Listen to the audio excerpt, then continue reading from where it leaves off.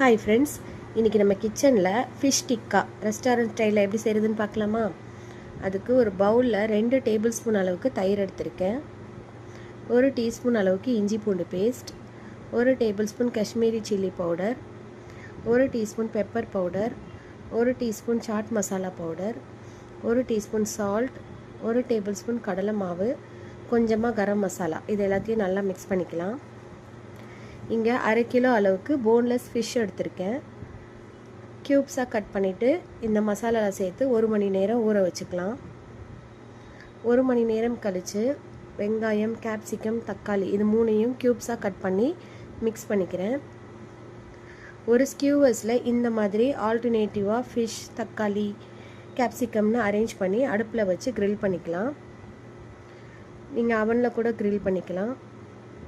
இடையில butter apply பண்ணிக்கிறேன். எல்லா சைடும் பட்டர் அப்ளை பண்ணி நல்லா வேக வச்சு எடுத்தால் நம்மளோட ஃபிஷ் டிக்கா ரெடி ஆயிரும். சாப்பிட்டு என்ஜாய் பண்ணலாம்.